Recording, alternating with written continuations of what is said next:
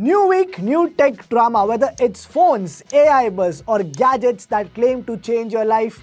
Again, we have got you covered. This is the Digit Show. I am Manas Tiwari. This is where we actually separate hype from what's useful. We keep tech fun, fast, and first free.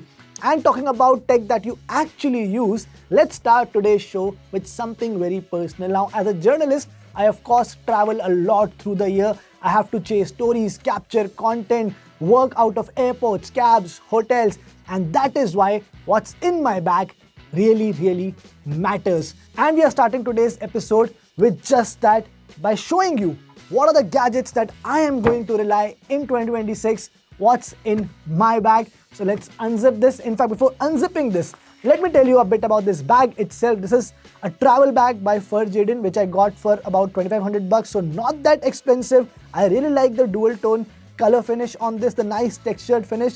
Enough compartments within the bag that allow me to carry everything that I really want to. And the first thing that I actually have with me, which I always keep with me, is my laptop. And what I'm using right now is this, the M5 powered MacBook Pro, one of the fastest, most powerful laptops, PCs that you can buy right now. I really like the size of this, 14 inches, very compact, fits easily in the bag, allows me to work out of airports while traveling, in cabs, off hotel rooms. A lot of times when we are covering launch events, we don't have a lot of space to work out of there. So this is where this fits in really nicely. I like the finish on this. The black color is very good. Very powerful chipset.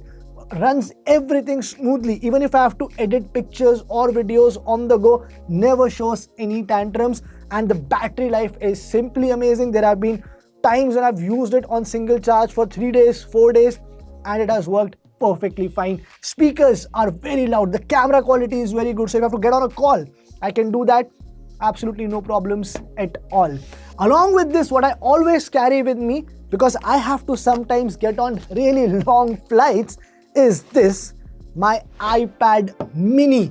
Compact size, again, does not take up a lot of space in my bag. Allows me to read on the go, watch content on the go. Yes, the screen is not that big, but when you are in flights, the screen size doesn't matter that much. The quality of the screen is top notch. The speakers are good. Everything is very easily readable. Plus the chipset is also very powerful.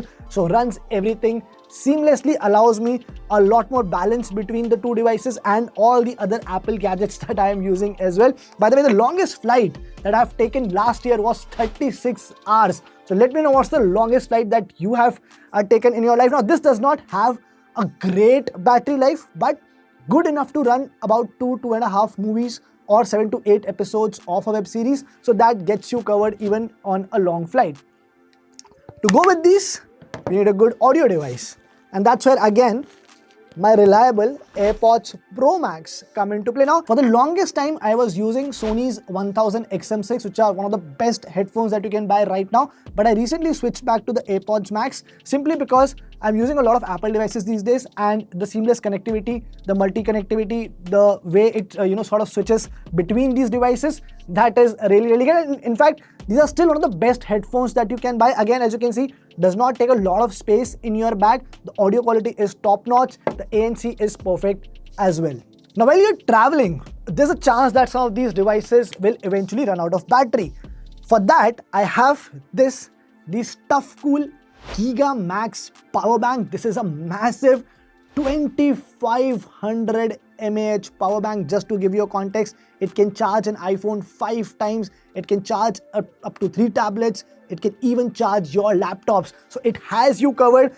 And look at this size. In this size, if you're getting 25,000 mAh capacity, I think it's a blessing.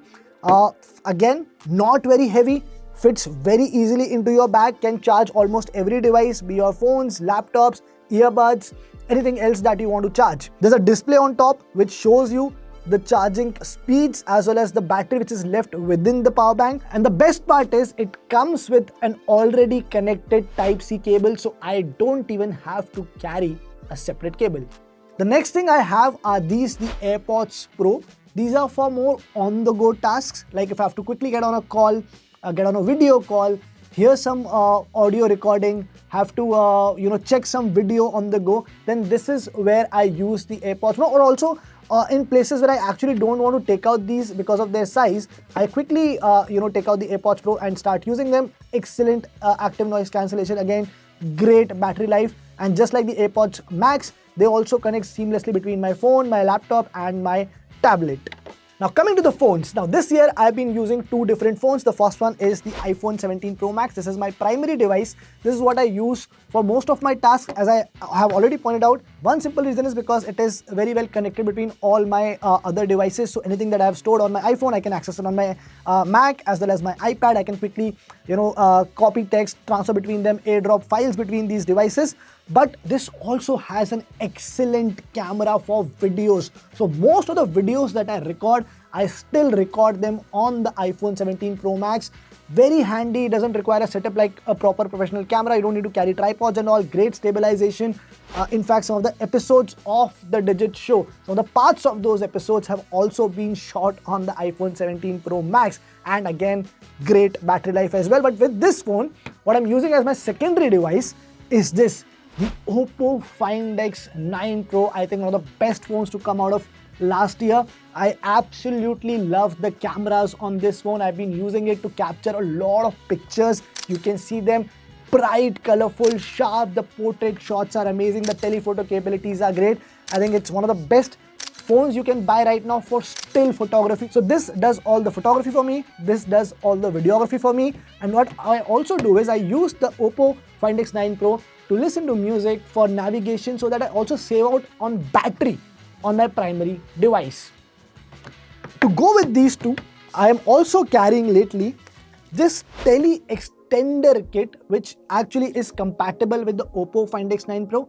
This gives me a lot more flexibility when it comes to photography, allows me to go really close to subjects, capture them very nicely, and I think one of the greatest innovations that happened last year as well. Next up, I have the Oakley Meta glasses. Again, something I have switched to very recently. For the large part of last year, I was using Meta's first generation Ray-Ban glasses, but a couple of weeks ago, I switched to these Oakleys, which I think from a design point of view, I really like them over the first generation Ray-Ban glasses. They fit me much better than the first generation glasses. The capabilities right now are absolutely top notch. Gives you a lot more flexibility to capture content while you're on the go, allows you to capture those POV shots hands-free, and the Meta AI right now is so good. I was recently in Udaipur. I went to a lot of historical places, and Meta AI was able to identify some of them, give me their historical as well as cultural context, which was great. And the Snapdragon processor at the heart of it is really quick. And lastly, what I have in my bag is this DJI Mic 2. Now, anything that I'm recording, especially when I'm talking to you guys, interacting with you, I obviously want my audio to be clear, top notch, and that's where this mic comes into play. It works with both iPhone and Android, records high quality audio, again is extremely compact to fit in the box, comes in this nice travel pouch as well. So yes, this is what I have as a journalist, as a creator, as somebody who covers, who loves tech, in my bag for 2026. Let me know what are your top devices. If there's something that I missed out on and should have in my bag, let us know in the comments as well. If you want any recommendation, if you have any questions about any of these devices, do ask us as well. Now, while I have got you covered and you might have started planning for your long weekends, what happened this week also is that Redmi has launched its new Note series phone, something which it believes is sort of a comeback for the company. But where does that phone stand against the OnePlus Nord CE, which is already doing so well in the segment? So let's go to Digit Test Labs, where Siddharth compares both these phones against each other. Today, we are looking at two phones that sit in the same price range but feel very different. On one side, there's the Redmi Note 15, on the other, the OnePlus Nord CE 5. The Redmi Note 15 is slimmer, lighter and clearly designed to look impressive the moment you hold it. A 108 megapixel camera, stereo speakers and a body that's just 7.4 mm thick. Pick it up once and you notice how light it feels in the hand. The Nord CE5 is heavier, a bit thicker, and not trying to win you over in the first 10 seconds. What it brings instead is a much bigger battery, a stronger processor, and a setup that's focused on smooth performance and long-term use. Let's see which one actually makes more sense. At 178 grams and just 7.4 mm thick, the Note 15 is one of those phones that almost disappear in your pocket. The slim body makes it easy to hold, easy to type on, and comfortable during long scrolling sessions. If you're someone who hates bulky phones or uses their phone one-handed a lot, this is going to matter. The design itself is clean and familiar, plastic bag, plastic frame, nothing fancy, but it's done neatly. The big square camera module with 108 megapixel branding makes its presence felt, and it looks bold without looking messy. You also get IP66 water resistance and drop protection ratings, which is reassuring if you're not the most careful person with your phone. Overall, it feels premium, practical, and well put together. The OnePlus Nord CE5 is thicker at 8.2 mm and heavier at 199 grams, and you notice that weight almost immediately. It feels more solid, more planted in the hand, but also a bit tiring if you're holding it for long periods. One-handed use is possible, but not as easy as on the Redmi. Design-wise, the Nord CE5 keeps things simple: flat sides, a clean matte back, and a vertical camera layout that doesn't try anything new. The finish does a good job of avoiding fingerprints, which helps day-to-day. In terms of protection, both phones are closed. The Redmi has slightly higher water resistance rating, while the OnePlus still does enough for daily splashes and light rain. The Redmi Note 15 clearly has the advantage if design comfort is your priority. It's lighter, thinner, and easier to live with physically. The Nord CE5 feels tougher and more solid, but you pay for that with extra weight and thickness. Both phones come with big 6.77-inch AMOLED displays, both run at 120Hz, and both look good the moment you turn them on. The Redmi Note 15's display has a strong contrast and very deep blacks. It doesn't support HDR10+, but for regular content, the screen still looks punchy and engaging. In our testing, it hit a peak brightness of 1670 nits, which is more than enough for outdoor use. Text stays readable and you won't struggle under sunlight. Where the Redmi really stands out is contrast, which is much higher than the Nord. This gives movies and darker scenes a more dramatic look, especially at night. Blacks feel deeper and shadow-heavy scenes have more depth. The OnePlus Nord CE5 scored a slightly higher peak brightness of 1740 nits, so outdoors it has a small edge. It's not night and day difference though, but where the Nord really pulls ahead is color accuracy. In our Calman test, the Nord CE5 consistently did better. Grayscale accuracy was tighter, colors were closer to what they should look like, and overall tuning is very balanced. Its average delta E was 0.9, which is excellent. The Redmi was also good at 1.3 delta E, but side by side, the Nord looks more natural, especially on skin tones and lighter shades. Gamut coverage is more or less similar. The CE5 covers 96.5% of the color space compared to 95.6% on the Redmi Note 15. This means colors look complete and controlled on both phones, and especially in HDR content on the CE5. If you enjoy deeper blacks and a more contrast-heavy look while watching movies, the Redmi Note 15 delivers that nicely. If you care more about accurate colors and better visibility outdoors, the Nord CE5 has the better tuned panel overall. The Redmi Note 15 runs on the Snapdragon 6 Gen 3. For everyday stuff, it does the job just fine. Apps open quickly, social media scrolling is smooth, and casual gaming isn't a problem. If your phone use is mostly calls, WhatsApp, YouTube, and the occasional game, you won't feel like the phone is struggling. But once you start pushing it a bit, the limits start to show. Heavier games don't feel as stable, and long sessions cause performance to level off sooner. It doesn't lag, but you can tell that this chipset is built for more efficiency than raw power. The phone does a good job at staying cool though, and throttling is well controlled, which helps maintain consistency during longer use. The OnePlus Nord CE5 plays in a completely different league. Its Dimensity 8350 Apex is much stronger, and you feel that difference almost immediately. Animations feel snappier, multitasking is smoother, and switching between heavy apps doesn't slow the phone down. In benchmarks, the Nord comfortably crosses the 1.4 million mark on Antutu, which tells you exactly where it stands in this segment. Games run at higher frame rates, visuals feel more stable, all of which means the GPU has a lot more headroom. Even after long gaming sessions, performance stays stable, though the phone does throttle a bit more than the Redmi. Both phones run Android 15 and both are promised 4 Android updates and 6 years of security patches, so long-term support isn't the deciding factor here. The Redmi Note 15 runs HyperOS 2, which is fast and feature-heavy with lots of customization options and built-in tools. The flip side is that it can feel a bit busy with some pre-installed apps and unwanted notifications that not everybody will enjoy. The Nord CE5 runs Oxygen OS 15 and the experience feels cleaner. Animations are smoother, the layout is simpler and nothing really gets in your way. There are some preloaded apps but far less compared to the Redmi. For day-to-day use, both phones feel smooth, but if you care about gaming or you are a power user, the Nord CE5 clearly has the more advantage. The Redmi Note 15 is capable and efficient, but OnePlus simply has much more power to work with. The Redmi Note 15 comes with a 5520 mAh battery. It's enough to get through a full day comfortably. Charging is reasonably quick. It took about 68 minutes to go from 0 to full, which feels fair for the battery size. But the OnePlus Nord CE5 is in a different league. It packs a massive 7100 mAh battery which is built for endurance. It easily lasts longer than Redmi. Charging takes more time because there's simply more battery to fill. A full charge took about 85 minutes, which is still acceptable considering the size of the battery.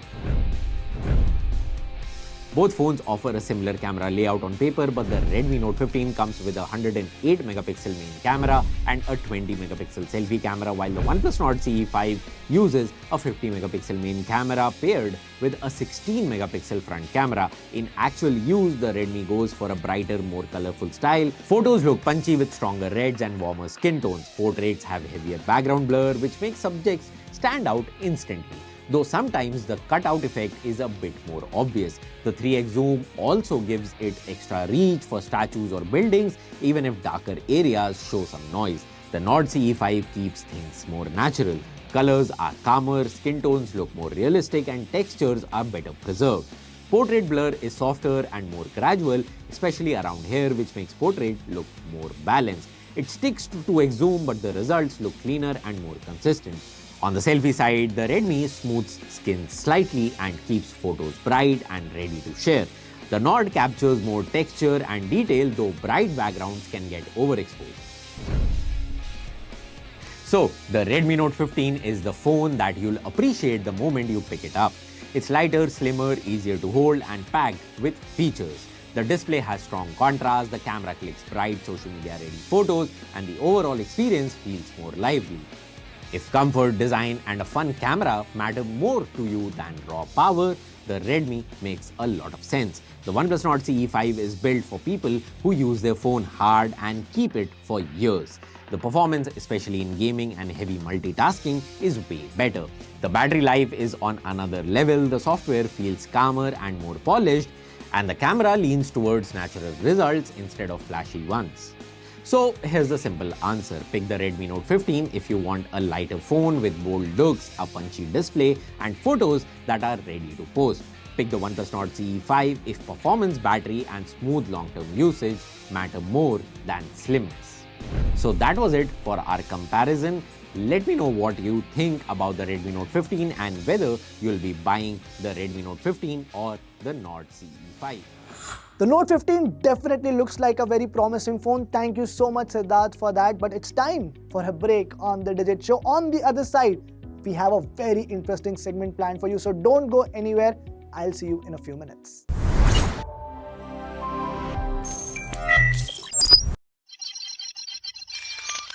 Welcome back to the Digit Show. This is Manas Tiwari. You see, the phone cameras are getting better and better. We often talk about them replacing professional cameras, replacing DSLRs, but are they actually that good? With that question in mind, I sent my team on a very special mission, that is to capture an entire music festival only on a phone. For this, we used the Oppo Find X9 Pro, which claims to be one of the best camera phones out there right now. And this is how that went.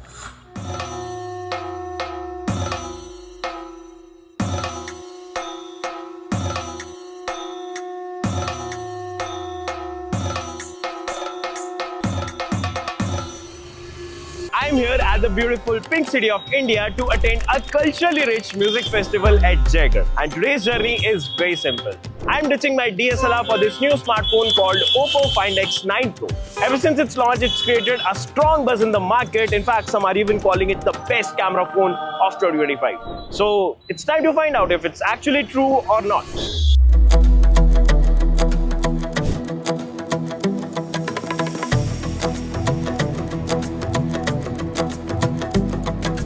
To help execute this thing better, I am Yash Adhana from Digit, joined by our tech expert Krishika. Behind the camera is Raj Kishore, and running everything else, driver, accountant, manager, helper and director, is Naren Sharma. Before we go ahead, let me be honest. I don't really think that a smartphone camera can replace a DSLR. I've used too many smartphones in past that promise the world but fall apart the moment lights go dim and the distance increases. So today, I'm not here as a believer. In fact, I'm here as a solid doubter. Unless this phone truly proves itself, I'm ready to say, see, I told you so. Well, before we reach there, let me tell you about some capabilities of this phone. It packs a 200 megapixel Hasselblad telephoto camera, and this is the first time we are seeing it on any smartphone. Before we reach the venue, first let's talk about the design. The Oppo Find X9 Pro feels premium, sleek and surprisingly compact for a camera-heavy flagship device. It is available in two colors, silk white and titanium charcoal. The flat back and sides fit naturally in the hand while taking photos. The camera module that has iconic Hasselblad identity and the overall finish makes it look like a true flagship tool. Despite packing huge sensors, it doesn't feel bulky and the weight distribution is solid, making it easier to shoot for long hours. They say photography is about painting with light. But what happens if the light is chaotic or you're stuck in a crowd in a 300-year-old fort at a concert? On paper, this thing is a beast. It features a pro-level Hasselblad master camera system that consists of a 50-megapixel 1x1.28-inch main sensor with a f1.5 aperture, a massive 200-megapixel 1x1.56-inch f2.1 telephoto sensor, and a 50-megapixel ultra-wide camera, and also a 50-megapixel front camera. But my years of experience in tech has taught me one thing. Specs on a sheet don't matter. What matters is results and experience.